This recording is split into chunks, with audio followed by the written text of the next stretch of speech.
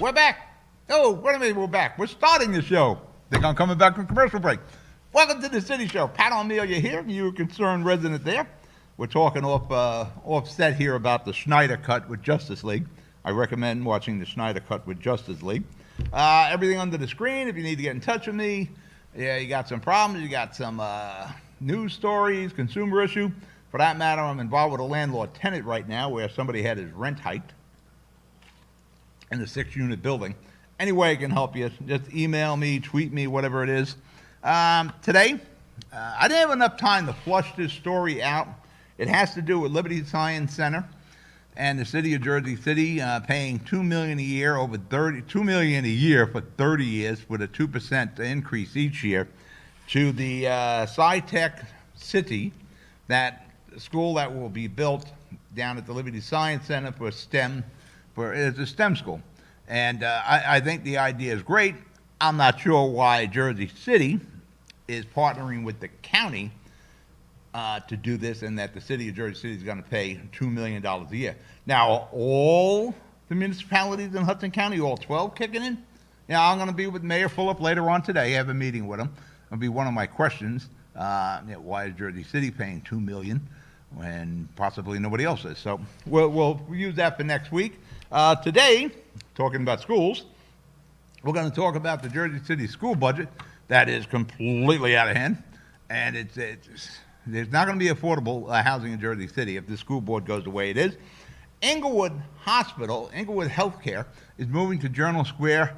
That is really a game changer for Journal Square. Everything going on in the square is residential. This is business moving in. Then we're going to have quick hits. It's 1 year anniversary of COVID-19. A little Bob Menendez in there. And Twitter strikes again. You're watching the City Show? Now I'll be right back. Burns Brothers Memorials, Monuments, and Markers, 787 Tunley Avenue, Jersey City. Hudson County's only monument maker, serving all faiths and cemeteries. Design, studio, and large inventory on site. Cemetery inscriptions and custom orders welcome. Burns Brothers Memorials, Monuments, and Markers, 787 Tunley Avenue, just south of Secaucus Road. Craftsmanship that will last for all eternity. Burns Brothers, Jersey City, Albert H. Hopper, North Arlington. Visit us on the net. Consumer Carpets, 3408 Kennedy Boulevard in the Jersey City Heights, your one-stop store for residential and commercial floor treatments, carpeting, linoleum, tiles, laminates, hardwood floors, area rugs, remnants, all major brands, all in stock. Free estimates, same-day installation. Consumer Carpets, it's savings, selection, installation. Credit cards and debit cards accepted. Financing available. Consumer Carpets, price to fit your budget, installation to fit your schedule. On the net at consumercarpets.com. Consumer Carpets, Jersey City, 201-792-2712. We're back. You're watching the City Show. Pat O Melia here. Gotta do that. That's how you come back from segment, from your commercial breaks. Saying we're back. Again, I watched the Schneider Cut over the weekend, the Justice League Schneider Cut. I truly would recommend you watch it, especially if you're into the superhero things, Marvel, DC. Completely different from the Joss Whedon Justice League. But you're not watching this show for me to talk about superheroes in the DC multiverse there. Jersey City Board of Education. The board has zero respect for money, in my opinion.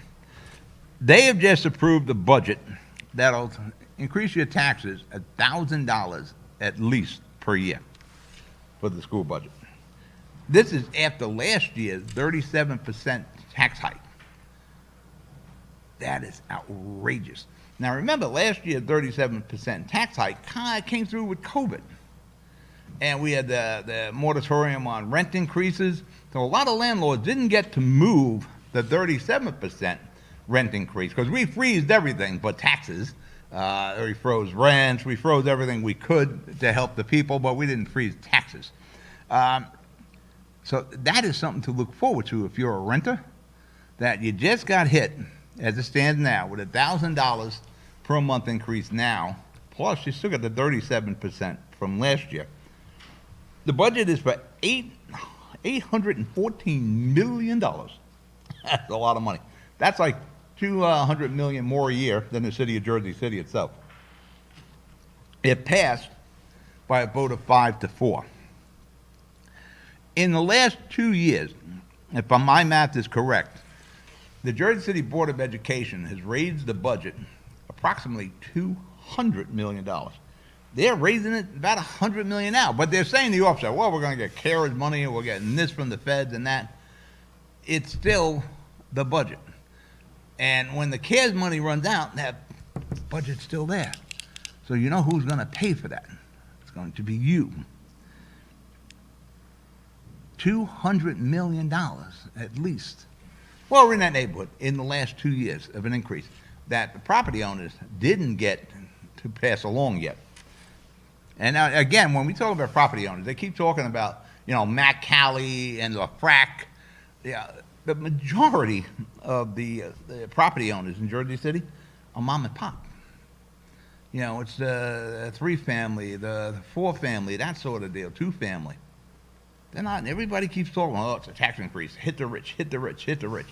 Well, as you're aiming for the rich, the Nat Calleys and the LaFracks of the world, that sort of thing, China Corp, you're hitting mom and pop at the same time. What astounds me here is not one effort has been made to cut the budget. They've increased it $100 million approximately in each of the last 2 years. No attempt has been made to cut it. Now, if you recall, Mayor Fulop was kicking around the idea, because he needs, and that's later in my writings here, he needs some say and some sway with the Jersey City Board of Education, because he's the guy that sends out the tax bill. There's 3 prongs to our tax bill. Only one does the mayor, in this case Mayor Fulop in Jersey City, can he control. The other one is the school and the county. And last year we didn't get hit too bad with the county, but normally we do, us in Hoboken. But we've been getting beaten over the head. I should have brought my door hammer out here, because we are getting beat over the head by the Jersey City Board of Education. And there's no sympathy for the taxpayers. They just raise it. They're talking about hiring, I think it was 226 additional personnel, new program, new eyeglasses. Our schools work, and I'll get to that as I move along here too. Nothing seems to faze the Jersey City Board of Education when it comes to your money. See, it's real easy to reach into your pocket.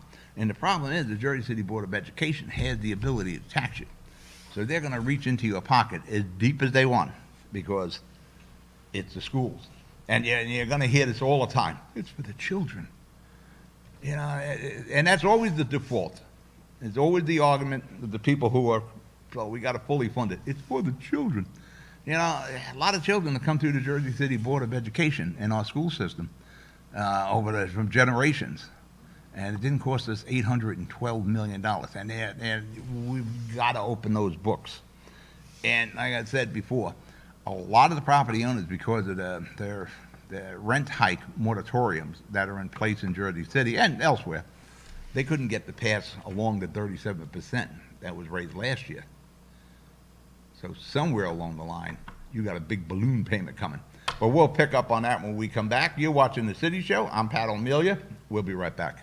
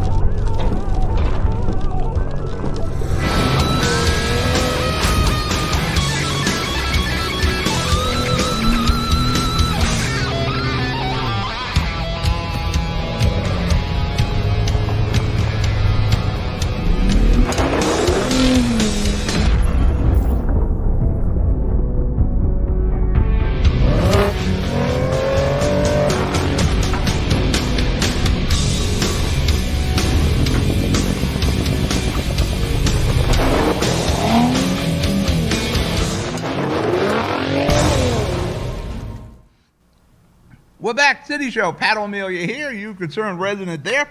As I was saying, here in Jersey City, you are potentially looking at some huge rent hikes. Now, eventually, the city moratorium on rent increases will expire. We're getting out of the fog of COVID-19. You know, where things are starting to loosen up. I know our numbers started ticking up again over the last 2 weeks. Governor Murphy is pulling back on some of the reopening, but eventually we will be out of the COVID fog. Everybody's going to get vaccinated. I know the city right now is working on vaccinating the teachers, and I think they have another plan for the homeless. And the county is moving along with the seniors, and they're trying to get it out there. But the rate we're going, it's going to take quite a while. Maybe by the summer we'll have everybody vaccinated. But getting back to huge rent increases, they're coming. Renters could theoretically be looking at between this $1,000 a year and the 37%. You could be looking at tax increases somewhere around $2,500 a year to $3,000 a year, because again, $1,000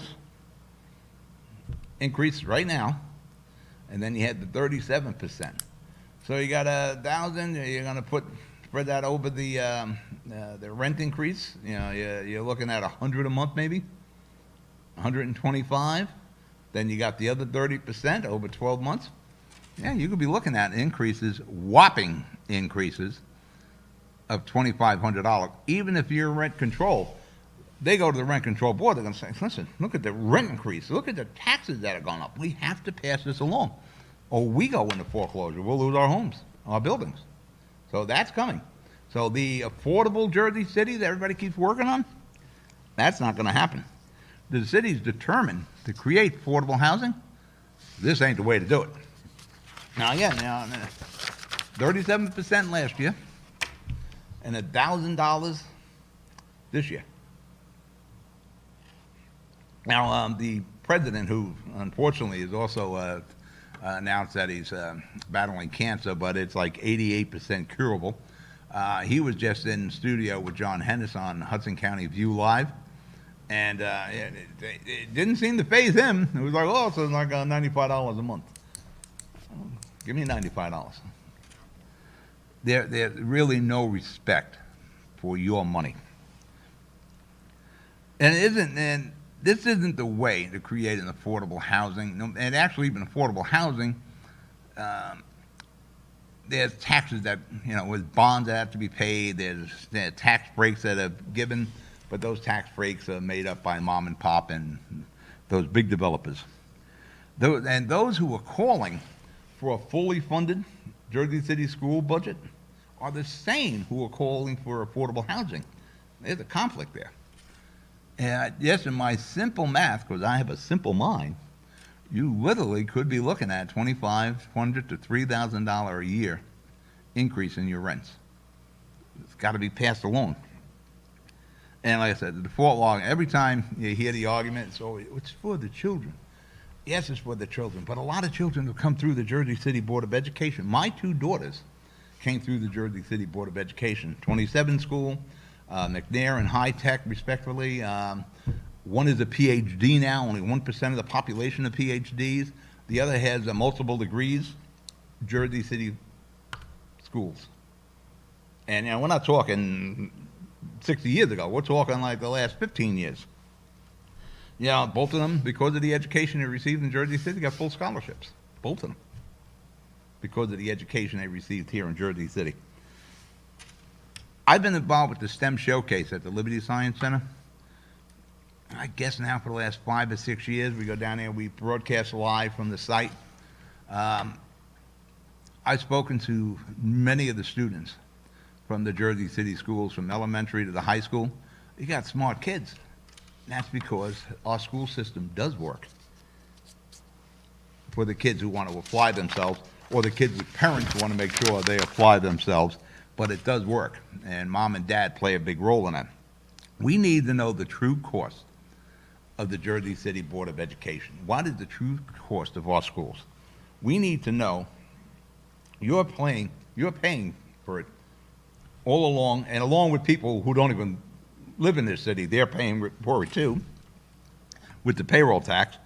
Like I said earlier, the mayor needs some say and some sway with the Jersey City Board of Education. After he's done with this election, I am going to push Mayor Fulop for that appointed board. He and we have to have a say with the Jersey City Board of Education.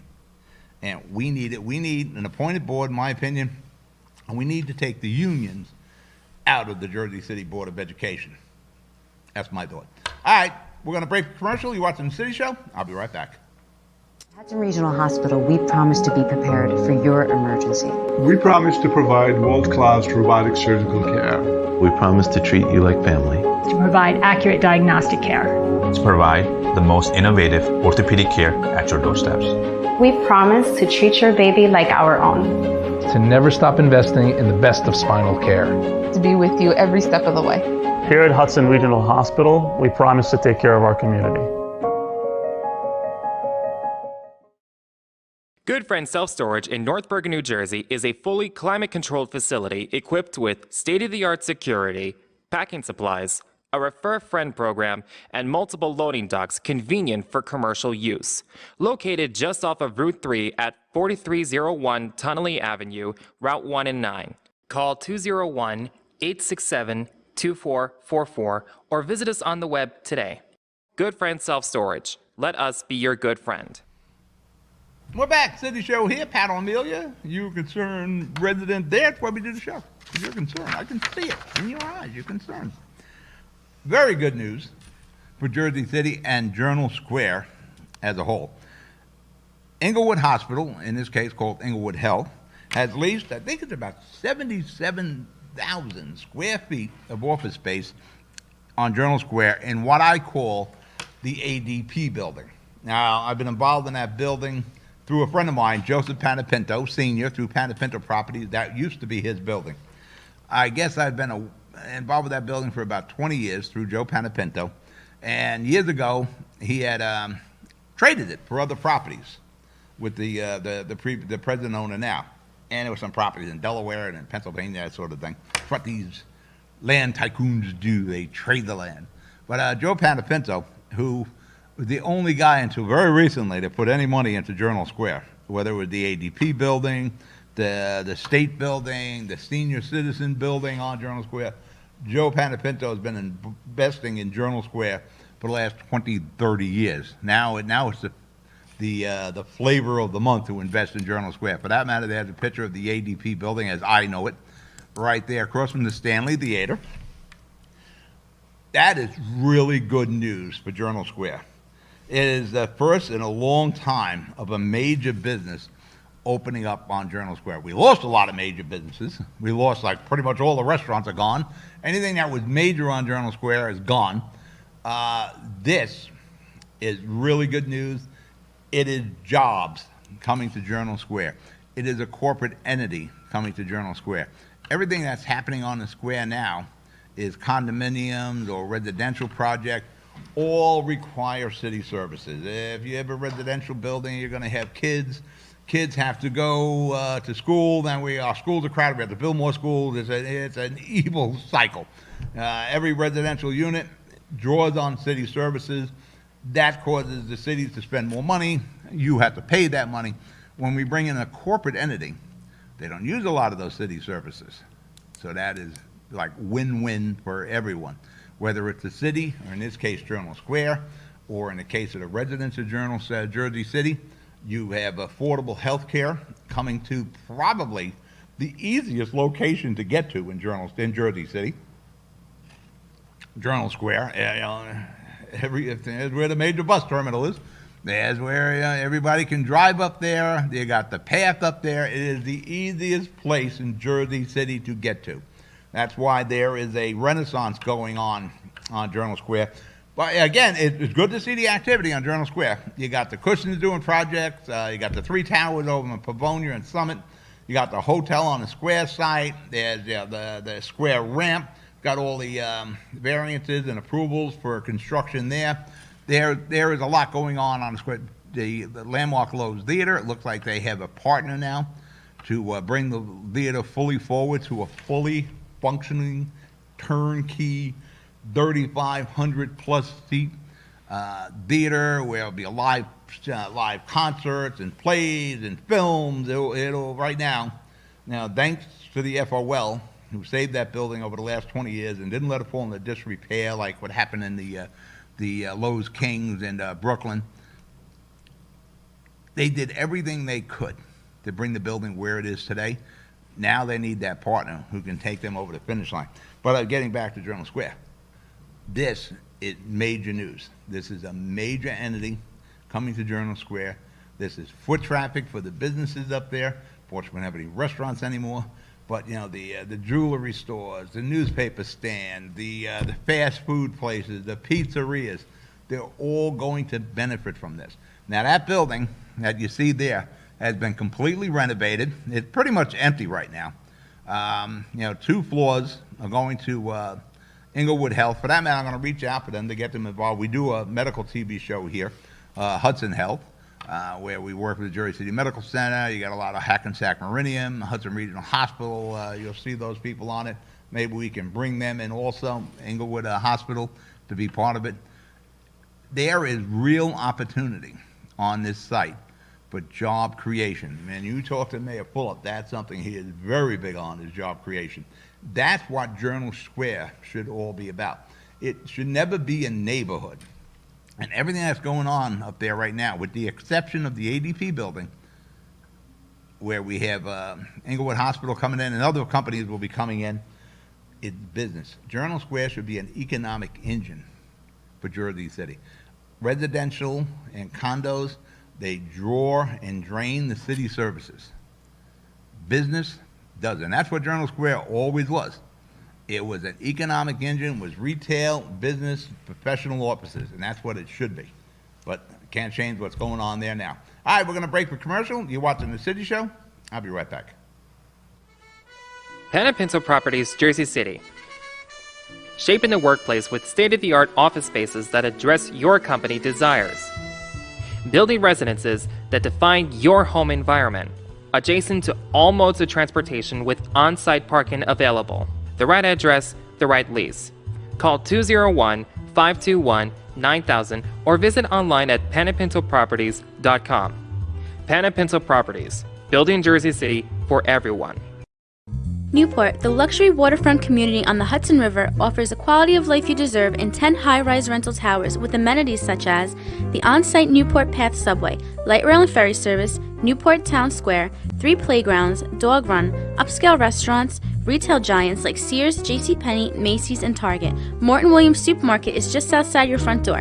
A health and fitness club, spa, skating rink, and medical facilities are also on site. NewportNJ.com. Enjoy the New York skyline from Newport Town Square. Manhattan is just 1 path stop away or quick ride through the Holland Tunnel. Nursery and private elementary schools all on site. 12-screen movie theater at the Newport Center Mall. Want to visit Newport? Stay at the Westin or Marriott Hotel. Go to NewportNJ.com for details. Newport has luxurious towers, great restaurants, shopping, New York skyline views, schools, playgrounds, a marina and yacht club, gym, spa, fine wine, fine living. It's incredible. It's you. NewportNJ.com. Newport, live like you want. We're back watching The City Show. Pat O Melia here. You there? Last segment. Been a year now with COVID-19. It really all started in March. I think it's around March 10th that things really started happening, and we started getting really a feel of just how bad this was going to be. The odd thing this morning, I'm listening to Boomer Esiason and Boomer and Geo on WFAN. Last year, just before the Super Bowl, these guys were talking about, flying to the Super Bowl. It was in Florida, I believe, and they were worried. It might have been Arizona, but wherever it was, they were worried about getting on a plane because of this COVID-19. This was in like January, and Boomer and Geo and the FAN staff, they were talking about the possibility of this virus. And the rest of us, we heard something was going on in Washington State. We didn't pay a lot of attention, and this thing just zoomed in here when it started in March. And I mean, when you first heard about something going on at the beginning of March, you had like Chinese New Year was going on. You had de Blasio and the health department people say, hey, go enjoy Chinese New Year, go to Mott Street and all enjoy the Chinese restaurants and all. Nobody realizing like in 2 weeks we would be in total lockdown. It is amazing to see where we came from 1 year to now. Businesses, restaurant industry got beat bad. That's going to talk about Bob Menendez. The studio here, we managed to function, but a lot of businesses are lost. I don't know if they're ever coming back. a lot of businesses are going to be lost going forward. They struggled through this year, but they've gone as far as they can. We're talking about the ADP building on Journal Square, about office space and commercial space. Be interesting to see how this plays out, because this year is going to claim, going forward, a lot of the way business does business. You know, is there going to be a need for big office buildings anymore? Probably not. We've learned to do remote. A lot of businesses are going to learn they can do more with less.